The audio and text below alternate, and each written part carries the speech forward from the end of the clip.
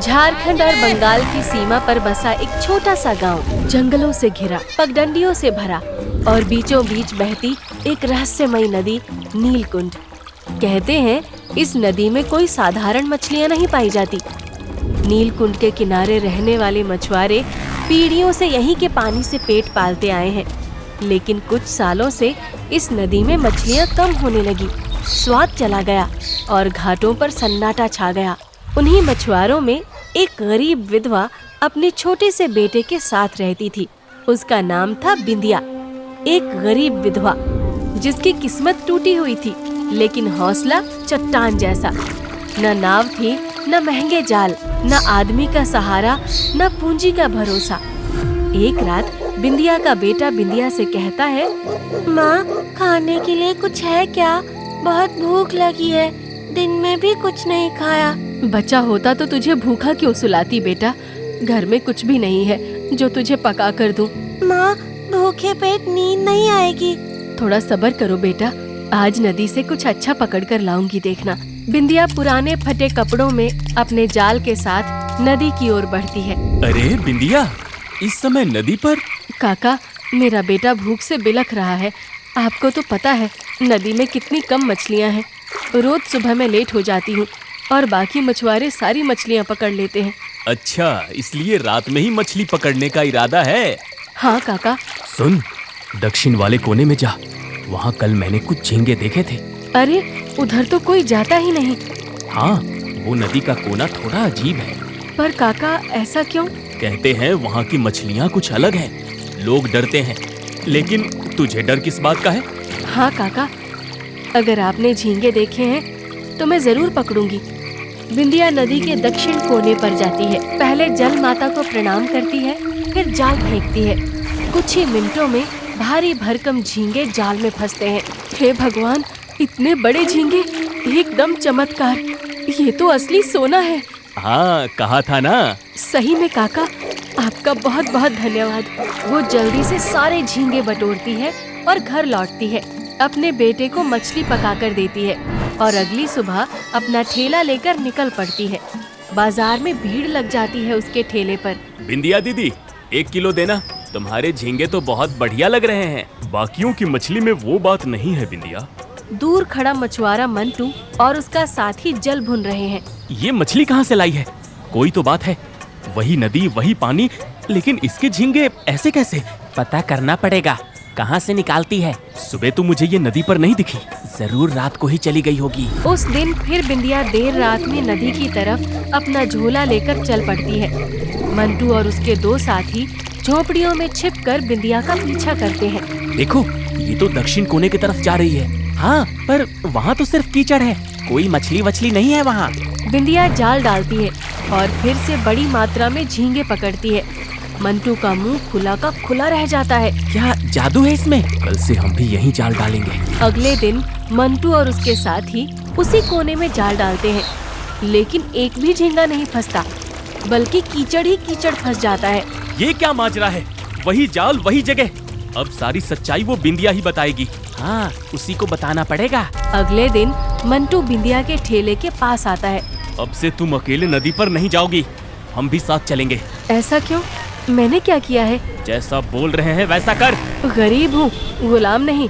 मेरा जब मन होगा तब मछली पकड़ूंगी। तू समझती क्या है खुद को? हाँ, देखना, तेरा ये धंधा खत्म कर देंगे हम। क्या परेशानी है आप लोगों को? मेरे साथ क्यों जाना चाहते हैं? कहा ना साथ चलना, हमें भी देखना है ये इतने बड़े झींगे तुम लाती कहाँ से हो। अगले दिन मंटू भी बिंदिया के साथ नदी की तरफ चला जाता है। पहले वो जाल फेंकता है, पर उसमें सिर्फ कीचड़ ही आता है। लेकिन बिंदिया के जाल में ढेर सारी झींगा मछली फंस जाती है। समझे कुछ? लोभ से नदी कुछ नहीं देती। ये झींगे तुम्हारे लिए नहीं है। मतलब दक्षिण कोने की ये मछलियाँ सिर्फ उस इंसान को मिलती है जिसमें श्रद्धा हो, जरूरत हो और कोई चालाकी ना हो। बकवास मत करो बुड्ढे। मछली इंसान को पहचानती है क्या? मछली नहीं, देखती है, और वो जानती है कि कौन भूखा है और कौन लालची। मंटू गुस्से में सीधा बिंदिया को लेकर सरपंच के पास जाता है और बिंदिया पर इल्जाम लगाता है। सरपंच जी, ये बिंदिया झील में कोई केमिकल डालती है, तभी इतने बड़े झींगे फंस जाते हैं इससे। बिंदिया, ये क्या कह रहा है? कुछ कहना है तुम्हें? सरपंच जी, अगर झूठ बोलूं तो मेरे बेटे को एक दाना नसीब ना हो। मैंने कभी कुछ नहीं मिलाया। ठीक है, कल पंचायत में फैसला होगा।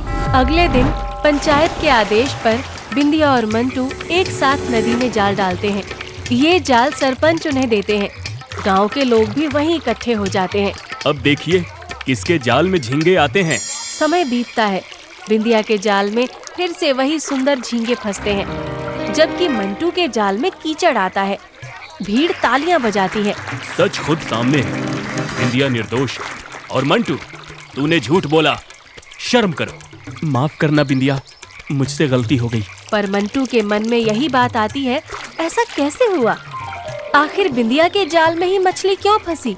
बिंदिया, तुझे कभी लगा कि इस नदी में कुछ तो है जो तुझसे खुद जुड़ गया है? काका, कई बार लगा जैसे कोई है जो जाल खींचने से पहले जाल भर देता है। चल, आज तुझे कुछ दिखाता हूँ। कुछ ऐसा जो मैंने सालों से किसी को नहीं बताया। काका बिंदिया को नदी के पुराने घाट के पीछे एक गुफा के पास ले जाते हैं। वहाँ एक टूटा फूटा मंदिर है और सामने एक छोटी प्रतिमा देवी जल माता की। देख, ये है जल माता।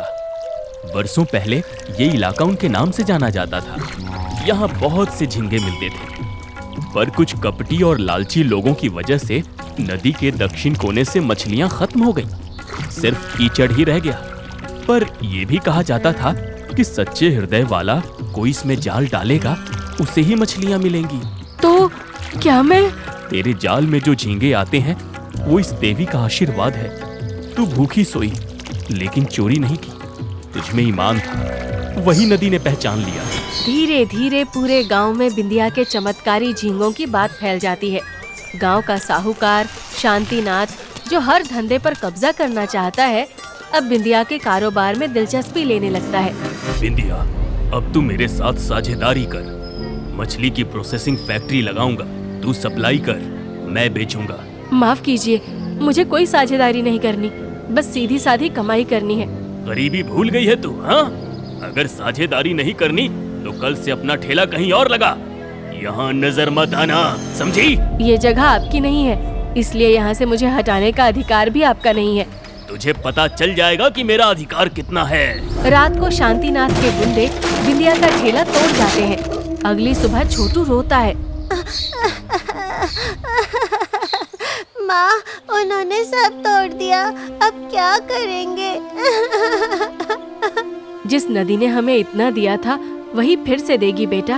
अब ये लड़ाई अकेले मेरी नहीं, पूरे गांव की है। अगले दिन बिंदिया उसी जगह पर चादर बिछाकर मछली बेचती है। जब सभी गांव वालों को शांतिनाथ की सच्चाई पता चलती है तो वो सब उसे खरी खोटी सुनाते हैं। शांतिनाथ बिंदिया से माफी मांगता है और उसको नया ठेला लाकर देता है। देखा छोटू, मैंने कहा था ना, ये लड़ाई मेरी अकेले की नहीं, पूरे गांव की है। हाँ माँ, सच में सभी हमारे साथ हैं अब। बिंदिया की अगुवाई में गांव की महिलाओं की झींगा सहकारी समिति बनती है। अब सभी औरतें बिंदिया के साथ मिलकर नदी से झींगा पकड़ती हैं, पर्यावरण नियमों के साथ और सच्चे मन से। कभी सोचा था ये झींगे मछली एक गरीब औरत को पूरे गांव की शान बना देंगे? काका, अगर उस दिन आपने मुझे सही राह ना दिखाई होती तो शायद आज भी मैं भूख से लड़ रही होती। बिटिया, राह दिखाने वाले से ज्यादा उस राह पर सच्चे मन और हिम्मत से चलने वाला ज्यादा महान होता है। नीलकुंड की मछलियाँ सबके जाल में नहीं आती, वो उसी को मिलती है जिसे नदी खुद चुनती है। जब एक औरत अपनी मेहनत और ईमानदारी से नदी को भी झुका सकती है तो दुनिया की कोई ताकत उसे नहीं रोक सकती। गरीब की झींगा मछली अब सिर्फ स्वाद नहीं, संघर्ष की पहचान बन गई है।